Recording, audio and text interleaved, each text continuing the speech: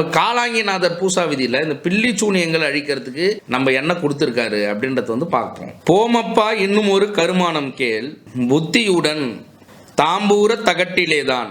தாமப்பா தன்னிலையை தியானம் பண்ணி சங்கையுடன் நவகோணம் இட்டுக்கொண்டு ஓமப்பா அக்ஷரந்தான் எட்டெழுத்தை உறுதியுடன் தான் எழுதி நடுக்கோணத்தில் ஆமப்பா ஓம் க்ளீ ரீங் என்றேதான் அழுத்தி மிக தான் அழுத்தி அந்தம் பாரே அந்தமென்ற சுழிமுனையில் மணக்கண் நாட்டி அன்புடனே சடாட்சரத்தை உருவே செய்து சொந்தமுடன் அத்தகட்டை தியானம் பண்ணி சுருக்கமாக மானிடர்க்கு கட்டினக்கால் பெந்தமென்ற மயக்கமோடு பித்து தீரும் பிசாசு முதற் பில்லி சூன்யமும் தீரும் அப்படின்னு சொல்லிட்டு